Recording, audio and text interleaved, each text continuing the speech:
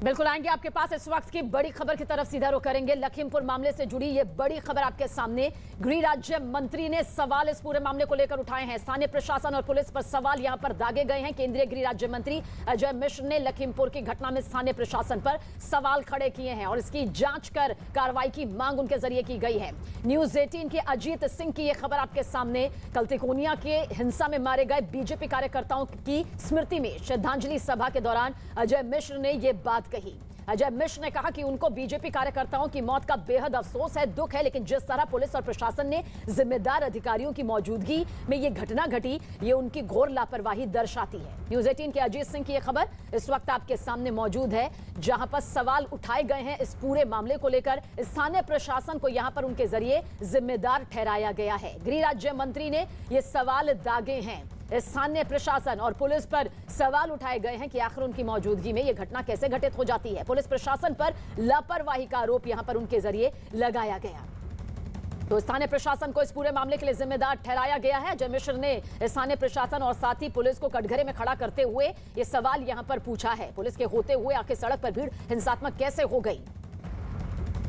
अजीत सिंह हमारे सहयोगी ज्यादा जानकारी के लिए। अजीत, ये खबर सामने क्या कुछ आ रही है, किस तरह से पुलिस प्रशासन पर कटघरे पर खड़ा करते हुए सवाल दागे जा रहे हैं?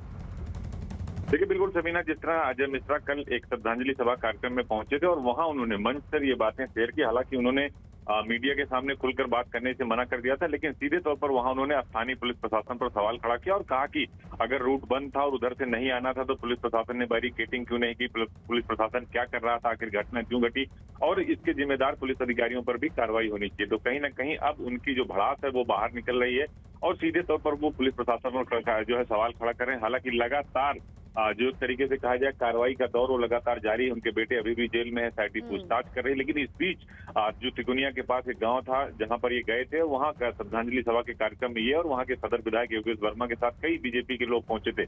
वहां पर अजय मिश्रा ने जिस तरह से बातें की वो निश्चित तौर पर स्थानीय प्रशासन पर, पुलिस पर सवाल खड़े कर रहे हैं और सीधे तौर पर कह रहे हैं कि इसमें जो दोषी है उनको बख्शा नहीं जाएगा। यहाँ पर उन्होंने स्थानीय प्रशासन, पुलिस पर सवाल तो दाग दिए हैं, लेकिन इस पूरे मामले को लेकर क्या कुछ और रिएक्शन यहाँ पर सामने आया है, चाहे योगी सरकार की तरफ से कोई सामने आया हो या पुलिस प्रशासन की तरफ से सामने आया, क्योंकि दोनों को यहां पर कटघरे में खड़ा करते हुए अजय मिश्र नजर आए हैं?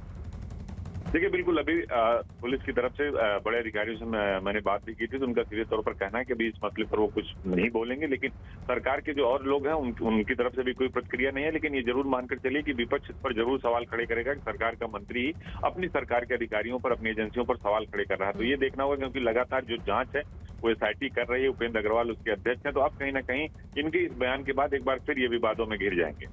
बिल्कुल, और खासतौर से ऐसे वक्त में जब खुद वो सवालों के कई कटघरे में शामिल हैं।